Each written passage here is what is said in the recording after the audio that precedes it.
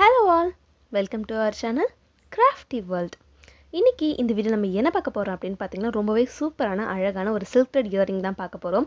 So இந்த வீடியோக்குள்ள போறதுக்கு முன்னாடி நீங்க நம்ம சேனலை சப்ஸ்கிரைப் பண்ணாம பார்த்துட்டு இருக்கீங்க அப்படினா மறக்காம கீழ இருக்க சப்ஸ்கிரைப் பட்டனை பிரஸ் பண்ணி பக்கத்துல இருக்க பெல் ஐகானையும் பிரஸ் பண்ணி வெச்சுக்கோங்க. இப்போ இந்த வீடியோக்கு வந்துட்டு பேசிக்கா என்ன மெட்டீரியல் தேவை அப்படினு பாத்தீங்கன்னா இந்த மாதிரி இயரிங் பேஸ் தான். இந்த இயரிங் பேஸ்லயே வந்து டிஃபரண்ட் சைஸஸ்மே இருக்கு, டிஃபரண்ட் ஷேப்ஸ்மே இருக்கு. நான் வந்து இந்த மாதிரி மீடியமா இருக்க இயரிங் பேஸ் எடுத்துர்க்கேன். சோ அது வந்துட்டு ரெண்டு இயரிங் பேஸ் எடுத்துட்டு அதுக்கு அப்புறம் அத வந்துட்டு என்ன பண்ண போறேன்னு பாத்தீங்கன்னா அந்த இயரிங் பேஸ்ல சைட்ஸ்ல வந்து கொஞ்சம் ஷார்ப்பா இருக்கும். சோ அது எல்லாத்தையுமே வந்துட்டு கட் பண்ணிக்கிறேன். அப்பதான் வந்துட்டு நம்ம silk thread வந்துட்டு அதுல கவர் பண்ணும்போது வந்துட்டு எந்த டிஸ்டர்பன்ஸ்மே இல்லாம கரெக்ட்டா இருக்கும். இப்போ இதுல பாத்தீங்கன்னா நான் Black கலர் silk thread தான் கவர் பண்ண போறேன். சோ Black இயரிங்ஸ் தான் வந்துட்டு பண்ண போறோம். நீங்க ஆல்ரெடி தம்ப்நெயிலே பார்த்திருப்பீங்க. சோ அவ்ளோ அட்ராக்டிவான ஒரு இயரிங் தான் பண்ண போறோம். அதுக்காக ஃபர்ஸ்ட் பாத்தீங்கன்னா ஒரு 20 ஸ்ட்ராண்ட்ஸ் கிட்ட இந்த silk thread வந்து இந்த மாதிரி திக்கா எடுத்துட்டு அதோட ரெண்டு எட்ஜ்லயுமே வந்துட்டு இந்த மாதிரி ஃபெவிக்ரில் அப்ளை பண்ணி சிங்கிள் த்ரெட்டா கன்வர்ட் பண்ணிட்டு அதுக்கு அப்புறம் இந்த மோல்டுக்குள்ள அதாவது அந்த இயரிங் பேஸ்க்குள்ள வந்து இந்த மாதிரி ஸ்டிக் பண்ணிட்டேன். இந்த மாதிரி அதுல ஸ்டிக் பண்ணிட்டதுக்கு அப்புறம் நம்மளோட silk thread அந்த பேலன்ஸ் இருக்க ஃபுல் லென்த்தியான silk threadமே வந்துட்டு அந்த இயரிங் மோல்ட் அந்த இயரிங் பேஸ் ஃபுல்லா வச்சு கவர் பண்ண போறோம். இது கவர் பண்ணும்போது ரொம்பவே இம்பார்ட்டன்டான திங் என்னன்னா நம்ம அந்த கவர் பண்ற இடத்துல அந்த ஒரு silk threadமே வந்துட்டு நமக்கு அழகா தனித்தனியா தெரியணும். அப்பதான் வந்துட்டு பார்க்க அழகா இருக்கும். பிகாஸ் நம்ம வந்துட்டு silk thread பாத்தீங்கன்னா ரொம்பவே சீக்கிரமா வந்துட்டு ஈஸியா சிக் ஆயிடும். சோ அந்த மாதிரி வந்துட்டு எதுவுமே இல்லாம silk thread ஹேண்டில் பண்ணும்போது ரொம்பவே வந்துட்டு கேர்ஃபுல்லா ஹேண்டில் பண்ணணும். எந்த சிக்குமே இல்லாம அது வந்துட்டு கரெக்ட்டா ஈவனா தெரியற மாதிரி வந்து நம்ம கவர் பண்ணனும். சோ இப்போ பாத்தீங்கன்னா அந்த மோல்ட் அந்த இயரிங் பேஸ் ஃபுல்லா வந்துட்டு நான் Black silk thread வச்சு கவர் பண்ணிட்டேன். and then ஃபைனலா வந்துட்டு லாஸ்ட் பீஸ் வந்துட்டு ஸ்டிக் பண்ணும்போது இந்த மாதிரி அந்த மோல்ட் ஃபுல்லா கவர் பண்ணிட்டு பேலன்ஸ் இருக்க இந்த எக்ஸ்ட்ரா silk threadல வந்துட்டு கொஞ்சமா ஃபெவிக்ரில் க்ளூ அப்ளை பண்ணிட்டோம் அப்படினா அது இந்த மாதிரி சிங்கிள் silk thread கிடைச்சிரும். அதுக்கு அப்புறம் அதை வந்துட்டு கட் பண்ணிட்டு and then லாஸ்டா இருக்க அந்த குட்டி silk thread வந்துட்டு நம்ம இயரிங் மோல்ட் இன்சைட் பார்ட்ல இந்த மாதிரி ஸ்டிக் பண்ணிடணும். அப்பதான் வந்துட்டு நல்லா ஸ்ட்ராங்கா இருக்கும். இதே மாதிரி நம்ம ஸ்டார்டிங்ல பண்ணோம்ல அதே மாதிரி வந்துட்டு எண்டிங்லயே பண்ணனும். அப்பதான் வந்துட்டு பார்க்க ஈக்குவலா ஈவனா இருக்கும். இப்போ பாத்தீங்கன்னா இதே மாதிரி வந்து நான் ரெண்டு மோல்ட்லயுமே வந்துட்டு Black கலர் silk thread வந்துட்டு ஃபுல்லா கவர் பண்ணிட்டேன். சோ இப்போ பார்க்கவே வந்துட்டு ரொம்ப அட்ராக்டிவா இருக்கு. Black வந்துட்டு எப்பவுமே ரொம்ப பார்க்க எனக்கு ரொம்பவே பிடிக்கும். என்னோட ஃபேவரட் கலர் வந்துட்டு Black தான். சோ பார்க்கவே வந்துட்டு ரொம்ப அழகா இருந்துச்சு. அதுக்கப்புறம் அதை வந்துட்டு நம்ம டெக்கரேட் பண்ணுறதுக்கு இந்த மாதிரி வந்துட்டு ஸ்டோன்ஸ் தான் யூஸ் பண்ண போகிறோம். ஸோ இந்த ஸ்டோன்ஸ் வந்துட்டு டிஃப்ரெண்ட் ஷேப்ஸில் இருக்குது. நான் எந்த ஷேப் யூஸ் பண்ண போகிறேன்னு பார்த்தீங்கன்னா இந்த மாதிரி லீஃப் ஷேப்பில் வந்துட்டு ஸ்டோன்ஸ் இருக்குல்ல, ஸோ அதை தான் வந்துட்டு யூஸ் பண்ண போகிறேன். இதை வந்துட்டு ஃபஸ்ட்டு ஒரு ட்ரையாங்கிள் ஷேப்பில் வந்துட்டு நான் அரேஞ்ச் பண்ணிக்கிறேன். ஸோ லைக் லெஃப்ட் சைடில் வந்துட்டு 2 ஸ்டோன்ஸ் and then வந்துட்டு ரைட் சைடில் வந்துட்டு 2 ஸ்டோன்ஸ் வச்சாலே போதும். நீங்கள் உங்களுக்கு வேறு எதாவது டிசைன்ஸ் வேணும் அப்படின்னா நீங்கள் அந்த டிசைன்ஸ் கூட கொடுத்துக்கலாம். இந்த டிசைன்ஸ் எல்லாமே கொடுக்குறது எல்லாமே உங்களோட இஷ்டம் தான். ஸோ நீங்கள் உங்களுக்கு எது பிடிக்குமோ அந்த மாதிரி வந்துட்டு நீங்கள் டெக்கரேட் பண்ணிக்கலாம். உங்ககிட்ட இந்த மாதிரி ஸ்டோன்ஸ் இல்லை அப்படின்னா இல்லை நார்மல் ஸ்டோன் சேஞ்ச் தான் இருக்குது அப்படின்னா அதை வச்சு கூட எப்படி டெக்கரேட் பண்ணுறதுன்றது இந்த இயரிங்லேயே வந்து நான் வீடியோவில் கண்டினியூவாக சொல்லியிருப்பேன். ஸோ வீடியோ வந்துட்டு ஃபுல்லாக பாருங்கள்.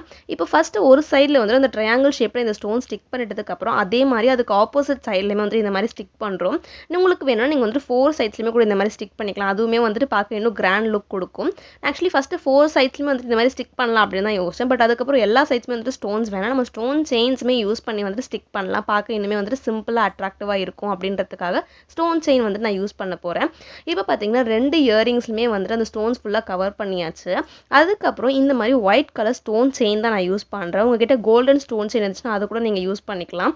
பிளாக்ல வந்துட்டு golden stone chain white stone chain எது யூஸ் பண்ணாலுமே வந்துட்டு ரொம்ப அட்ராக்டிவாக நமக்கு எடுத்து கொடுக்கும்.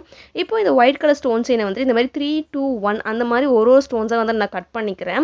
ஸோ ஃபஸ்ட்டு 3 ஸ்டோன்ஸ், அதுக்கப்புறம் வந்துட்டு 2 ஸ்டோன்ஸ், அதுக்கப்புறம் வந்துட்டு ஒரே ஒரு ஸ்டோன். ஸோ இந்த மாதிரி வந்துட்டு கட் பண்ணிக்கலாம். மொத்தம் இந்த மாதிரி வந்துட்டு நமக்கு 4 செட்டு தேவைப்படும். ஸோ ஒரு இயரிங்க்கு வந்துட்டு 2 செட்டு, அதுக்கப்புறம் இன்னொரு இயரிங்க்கு 2 செட்டு. ஸோ இப்போ பார்த்தீங்கன்னா நான் டோட்டலாக 4 செட் வந்துட்டு கட் பண்ணிட்டேன்.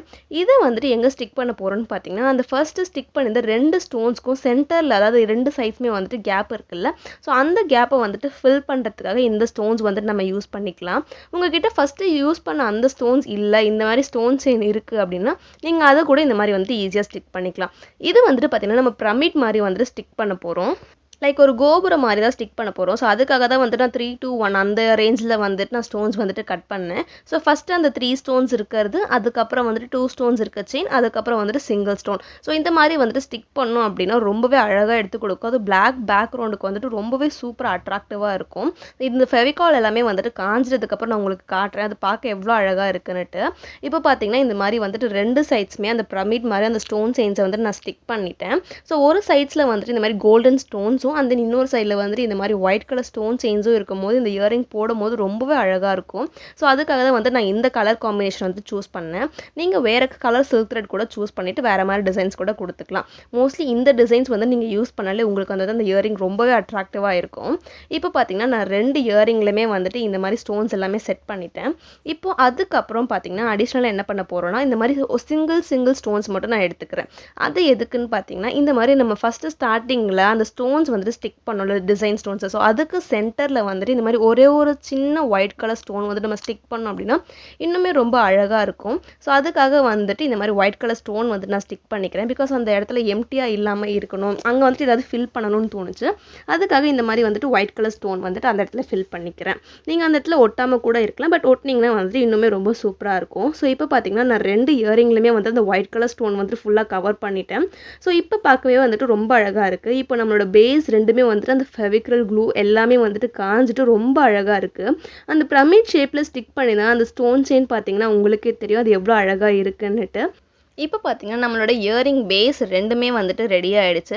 இப்போ இந்த இயரிங் பேஸில் வந்து நம்ம அடிஷ்னலாக என்ன பண்ண போகிறோம்னு பார்த்தீங்கன்னா இந்த மாதிரி ஃப்ளவர் கேப்ஸ் இருக்கும். ஸோ ஃப்ளவர் கேப்ஸ்லேயே பார்த்தீங்கன்னா 4 different types of flower caps வந்துட்டு என்கிட்டே இருக்குது. இன்னும் நிறைய அவைலபிளாக ஷாப்ஸில் இருக்கும்னு நினைக்கிறேன். பட் என்கிட்டே பார்த்தீங்கன்னா இந்த மாதிரி 4 different types of flower caps இருக்குது.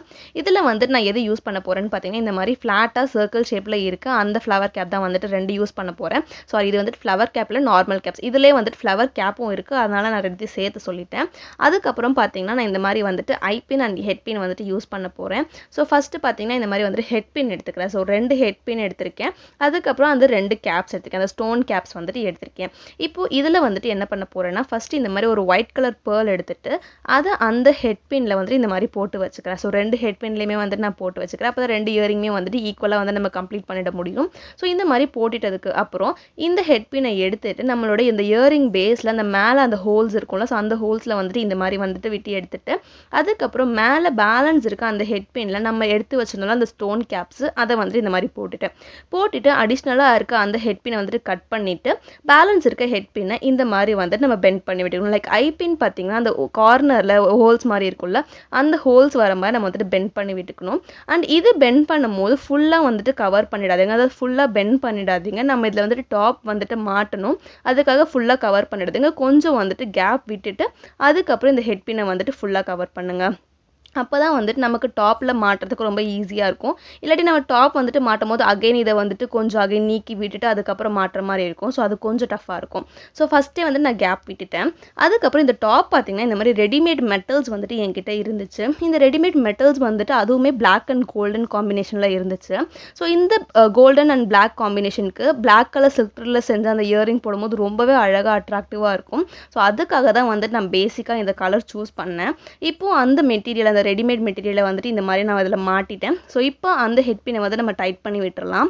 டைட் பண்ணிட்டோம் அப்படின்னா நம்மளோட இயரிங் வந்துட்டு ஃபுல்லாகவே ரெடி ஆகிடுச்சு. மேலே அந்த ரெடிமேட் மெட்டீரியல் இல்லாமல் அந்த மேலே டாப்மே வந்துட்டு நம்மளாம் எப்படி செஞ்சு வந்துட்டு இயரிங் செய்கிறது அப்படின்றது நான் நம்ம சேனலில் ஆல்ரெடி நிறைய வீடியோஸ் போட்டிருக்கேன். நீங்கள் இன்னும் அந்த வீடியோஸ் எல்லாமே பார்க்கல அப்படின்னா நம்மளோட பிளேலிஸ்ட்டில் ஹேண்ட்மேட் இயரிங்ஸ்னு தனியாக ஒரு பிளேலிஸ்ட் இருக்கும். ஸோ அந்த பிளேலிஸ்ட்டில் பார்த்தீங்கன்னா நான் செஞ்ச அந்த சில்க் த்ரெட் இயரிங்ஸ் எல்லாமே இருக்கும். ஸோ நீங்கள் அங்கே போய் கூட நம்ம வீடியோஸ் எல்லாமே பார்க்கலாம். ஸோ இப்போ பார்த்தீங்கன்னா நம்மளோட 2 இயரிங்ஸும் வந்துட்டு ரொம்பவே க்யூட்டாக அழகாக ரெடி ஆயிடுச்சு. இப்போ இதுக்கு ஃபைனலாக வந்துட்டு நம்ம அந்த புஷ் பட்டன் போடணும். ஸோ திருகாணி மாட்டோம்ல, ஸோ அந்த திருகாணி வந்துட்டு போட்டுட்டு ரெடி பண்ணிட்டோம் அப்படின்னா நம்மளோட இயரிங் வந்துட்டு ஃபுல்லாக ரெடி ஆயிடுச்சு. அண்ட் நான் 2 கோல்டன் புஷ் பட்டன் தான் வந்துட்டு சூஸ் பண்ணியிருக்கேன். இப்போ இது ரெண்டுத்தையும் மாட்டிட்டோம் அப்படின்னா நம்மளோட இயரிங் வந்துட்டு ஃபுல்லாகவே கம்ப்ளீட் ஆகிடுச்சு. ஸோ இந்த சில்க் த்ரெட் இயரிங் வந்துட்டு கண்டிப்பாக உங்களுக்கு பிடிச்சிருக்குன்னு நினைக்கிறேன். இந்த இயரிங் வந்துட்டு உங்களுக்கு பிடிச்சிருந்து அப்படின்னா உங்கள் ஃப்ரெண்ட்ஸ் அண்ட் ஃபேமிலிஸ் எல்லாருக்குமே வந்துட்டு கண்டிப்பாக ஷேர் பண்ணுங்கள்.